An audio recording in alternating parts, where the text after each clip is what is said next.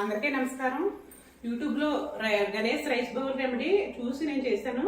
నాకైతే కోరిక తీరలేదు, కానీ నేను చెప్పిన వాళ్ళకి కోరిక అయితే తీరింది. ఆ కోరిక ఏంటో మీకు లాస్ట్లో చెప్తాను. మనం ఏ పని తలపెట్టినా కూడా ఏ విఘ్నాలు లేకుండా చూడాలని చెప్పి మనం గణపతిని కోరుకుంటాం కదా, గణపతిని పూజించాలి. ఈ గణపతి రైస్ బౌల్ రెమెడీ ఎలా చేయాలో చూపిస్తాను. దీనికి మంచి బియ్యం తీసుకోవాలి, అంటే పురుగు పట్టలేని బియ్యం తీసుకోవాలి. ఎందుకంటే మన కోరిక తీరే వరకు కూడా అలానే ఉంచాలి, పురుగు పట్టకుండా ఉంటుందన్నమాట మంచి బియ్యం తీసుకుంటే కనుక. తర్వాత మనకి వినాయకుడి విగ్రహం ఒకటి కావాలి. ఏదైనా పర్వాలేదు, చెక్కది కానీ శ్వేత గణపతి గాజుది ఉంటుంది కదా, అదైనా పెట్టుకోవచ్చు. ఇత్తడిది కానీ రాగిది కానీ. పసుపు గణపతిని అయితే పెట్టకూడదు, ఎందుకంటే మనకి అది ఎక్కువ రోజులు ఉండదు కాబట్టి.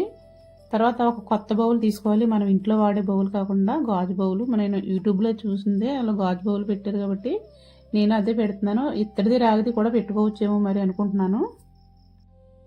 ఒక పేపర్ తీసుకుని గమ్ గణపతి నమః అని రాసుకుని మన కోరిక తీరిపోయినట్టు రాసుకోవాలి. ఆ బౌల్లో పెట్టి పేపర్ కనిపించకుండా బియ్యం వేసేసుకోవాలి. తర్వాత ఒక 8 కాయిన్స్ తీసుకోవాలి. ఏ కాయిన్లైనా పర్లేదు, 5 రూపాయలైనా 10 రూపాయలైనా 2 రూపాయల కాయిన్లైనా తీసుకుని ముందు ఒక 3 కాయిన్లు పెట్టేసుకుని ఆ కాయిన్లు కనిపించకుండా బియ్యం వేసేసి మళ్ళీ ఇంకో 3 కాయిన్లు పెట్టేసుకుని ఇంకొన్ని బియ్యం వేసేసుకోవాలి. కాయిన్లు కనిపించకూడదు.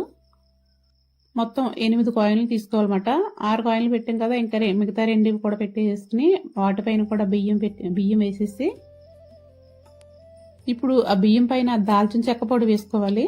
దాల్చిన చెక్క పొడి వేసేసుకుని దీనికి మనం వినాయకుడికి బొట్టు పెట్టుకోవాలి అలంకరించుకుని. అలాగే బౌల్కి కూడా గంధం పెట్టుకుని బొట్టు పెట్టుకోవాలి. 3 లవంగాలు తీసుకుని 3 పక్కల ఇలా పెట్టుకుని మనం వినాయకుడి విగ్రహాన్ని మధ్యలో పెట్టేసుకోవాలి.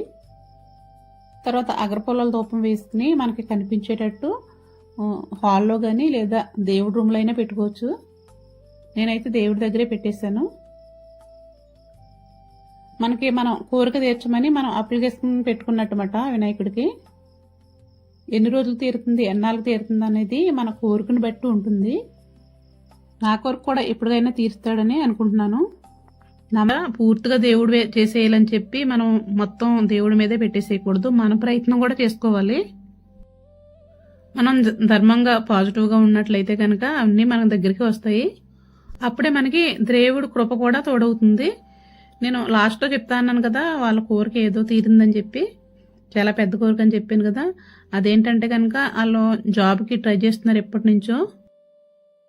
వాళ్ళు అనుకున్నట్టే మంచి ప్యాకేజ్ తోటే జాబ్ వచ్చిందన్నమాట.